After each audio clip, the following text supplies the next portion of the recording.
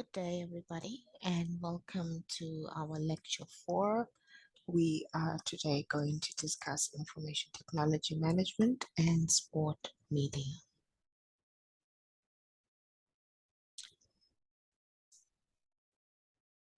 It would be nice if the slides actually listened. Right. Oh, there we go. Okay, so let's start with sport media. Okay, so sport media is basically used to provide sports information to the public. Okay, that is game stories, game results, statistics, behind the scenes, locker information, etc., etc. And I know you are all familiar with sport media and you consume it in one way or another.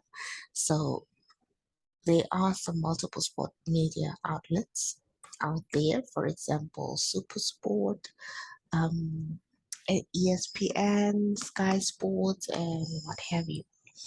Stakeholders for sports media include all the fans, which is us, basically the people that consume sport information from the sport media outlets, the athletes themselves, administrators within the sport media outlets, media personnel, governing bodies, etc. And the individual outlets and members operate under policies and guidelines set by the ownership. However, individual leagues and sport organizations establish, for example, they get to determine who goes behind the scenes, who has locker room access, and who gets to interview the coaches and the players sometimes on the side of the pitch, pre and post game. Now let's talk about how sport media has been affected by technology. Initially, sport media was mostly media that you had to read. So newspapers was where you'd find most of your information on sports. Some magazines like Sports Illustrated were some of the big issues that would give you some sport entertainment news. However, with the emergence of technology, it changed. There were some technological advancements. And in the early 1900s, we then have an all-encompassing increase in television media taking over sport media industry. So technological advancements have been changing the face of sport media, and it adds value to the quality of the content and media company can reach a wider audience. As we can see these days, we have moved beyond television and most of sport content is being consumed on the phone. We have online TV stations, we have online broadcasts, we have online communities that will then discuss the event while it is happening or after. We have watch parties and so on. So technology is shaping how sport is consumed, and that keeps changing and altering throughout time. Now, this is a discussion that I think we need to take into the classroom for our Monday lecture. It says here that one piece of technology has been the subject of debate among sports fans one piece of technology that has been the subject of debate among sports fans is the use of wireless audio that allows viewers to access to in-game comments by players, coaches, and officials. Personal microphones are used to capture sounds of the game. Although some fans may like to engage in this virtual eavesdropping, okay, and I should have put quotation marks there, others may be uncomfortable with such intimate access. What do you think? What is your opinion? Do you think these sound bites take away from the game itself? Do you think the content is legitimate value to the sportcast? Does it add value to what you are watching, to watching the event or the game itself? What is your opinion on this? I think this will be a very interesting discussion, and I'd love to take it to class on Monday evening. Okay, how then can the organization or the sport enterprise improve their performance through incorporating technology? Well, it can improve your content and service delivery. I normally like to use a contrast between the website pages of Zim Rugby as well as the internet page, sorry, the website for PSL, Zim PSL. Now, the website for the Sables is quite accessible. It's easy to get into, it's easy to follow through the pages, it's easy to get information through that website. However, if you look at the PSL website, there is barely any content. They simply just a log and date for the next matches, and sometimes even that is not available. You find outdated information. You cannot access other parts of that website. Some information is completely not there. Sometimes you can see the teams that are there, but it also gives you nothing on those teams. So their content is not as accessible as the content for the Sables, for example. I think they're failing with e-marketing. While you do have the PSL on some social media platforms, they don't really give as much information on there. Zim Cricket, for example, has a Twitter page, I'm aware, but they barely ever post anything on it. So their e-marketing is not as functional as it should be. Now, the organization can use technology for educational, coaching, and training applications. I haven't really seen this being used in the Zimbabwean context. However, I know that in other countries, you have an app that can help you to train to be a sport agent, after which you then take an exam to be certified to work in the industry as such. So, as we have seen over the past 2 years with the fast tracking of the use of e-education, because we have been forced by COVID-19 to find alternative means other than the classroom, you find that there are more applications that you can use to study a subject in sport, to perfect some coaching skills, for example, and so on. But on the other hand, you can use it to manage team performance. You can use technology to manage team performance. How and why? You can use technology to kind of keep track of what has been done. And I know we do this in our offices. You have your reports, you have your Excel spreadsheets that keep track of what is happening within that enterprise in order for you to be able to manage that team's performance. And then you also have enhanced consumer experience because technology improves the interaction, feedback, and so on. All right, now we have information systems in sport enterprises. We can use them for communication purposes, as I've said. Right, for internal communication, we've seen the introduction of the email, more recently WhatsApp, being used in companies as well.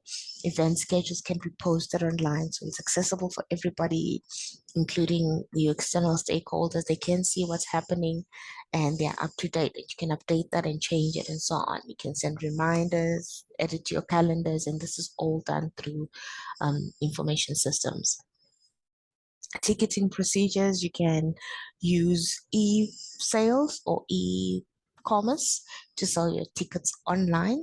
You can use internet to market those tickets. You can use social media and so on. Same goes with merchandising, and information systems are very important for interacting with fans, because without the fans, then there is absolutely no sport that will be successful. So you need to interact with your fans, and information systems make it a little bit easier. And we have a big point there that says online teaching and training, digital video capture used to store game statistics in real time. I think we've gone over that a little bit. Okay. We spoke about this a little bit earlier, enhanced communication, that most print media is now on the internet. See, it's evolving, it's changing. It was print media, then it was a lot of television, and then now we're seeing that the internet is taking over television as well, because television is now also available on the internet. And all businesses have internet presence to remain relevant. And I've said this before, and I gave an example of the Sables versus PSL Zimbabwe. So, how do sport organizations use the internet to communicate to their stakeholders and publics? I would like it if you could maybe look at one particular sport organization or one particular sport enterprise. It doesn't matter if it's a sporting goods or a sport club, and try and find out how they use the internet to communicate with their stakeholders. What I would say you can do, you can look at their website, you can go on their Facebook page, you can check their Twitter, their Instagram, and see if they have that presence. How often do they post on their platforms? Do they even use those platforms? Are they there? And then we can have a little bit of a discussion around this to see how it improves or maybe does not improve their performance at all. Okay, so we also use technology for product and service innovations. Um, there we go. Technology-based innovations like online fan polling, fan content creation, instant responses, etc., etc., is quite important in terms of communicating with the fans and improving our services. So what do I mean by fan content creation? What I mean is that fans are the ones that create the content for themselves. I know if you watch a lot of Super Sport, you know that there is a section or a program. I'm not sure if it's a program really, where the fans are the ones that are commenting on previous games or games from the previous week. And it's almost like a watch party because they sit there and they just watch the game on the side and they make their comments. You can also do that online. But what is nice is that I've seen it being done live online. So while the game is happening, the fans are watching it together online and they're having um, a conversation. They are creating content around that. After the game, you find memes, you find little clips, you find little videos that come from that event or that game, and that is what we call fan content creation. So they create content to create a buzz, and people talk about the organization in that way. You also can respond instantly to fan comments. So, for example, if somebody's unsatisfied with a service that they got from your gymnasium, for example, you can instantly address that online and rectify such issues. If it is a compliment, you can instantly address that compliment or maybe give a reward or offer an incentive to that particular fan or consumer, and that depending on what it is that you have as your sport product. Life-saving technology like heart rate monitors used in endurance sport. I think we've seen this numerous times with athletes falling and dying on the field for no reason or having heart attacks and so on. This technology that has been developed to track their heart rate, it makes it easier for the medics to see when an athlete is about to have a heart attack, or if they actually have a heart attack on the field, they can quickly respond because they can see it coming, or they can immediately pick it up due to technology that we have. And the capturing of statistics is quite important in sports, and I know it, especially in American sports like baseball, they do it as a matter of religion almost, where they monitor the statistics, and if it changes, it then affects the future games and so on and so forth. But it helps you to monitor and evaluate and see if your team is growing or declining, where you need to make changes, where you need to make alterations, who's a better player. It helps you to calculate the value of that player, like we spoke about in the previous lecture. Now, I wanted to also discuss VAR, particularly in soccer, and ball tracking technique in cricket. How do you think these technological advancements have enhanced the games, the respective games, or have they advanced the respective games or reduced the performance? I don't know. Perhaps we can have a conversation around that. Okay, now what are some of the management challenges of information technology? First and foremost, there is competition over sport broadcasting rights by media companies. Broadcasting rights are notoriously expensive. Ridiculously high prices are paid for people to be able to broadcast events. So, meaning that the sport media companies that cannot afford these high costing games then lose out on that viewership, and that's not good for growth. It also doesn't really alleviate what do we call it, lower classes, as we'd like to say, for lack of a better word. Ensuring information is on track. By track, I mean on time, reliable, active, and I don't even see. Any case, it's difficult for management to ensure that the information is on track all the time, and also it's difficult to keep track of the constant technological advancements. There are lots of legal concerns, privacy, portrait rights, etc. With everybody posting everything online, it's quite difficult to protect these legal rights, and they are violated quite often actually.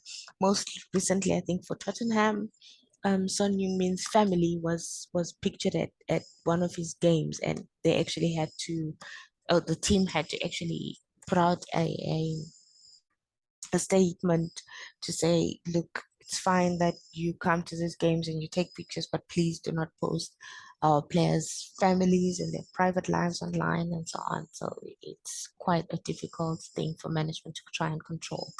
Also, once something is online, it's difficult to control where it goes or how it goes. Look at the issue with Pogba and Mourinho. Just after Mourinho got fired, he posted something on Instagram. While he removed it almost immediately, it was everywhere. Everybody had a copy of that. Everybody was reposting it, retweeting it.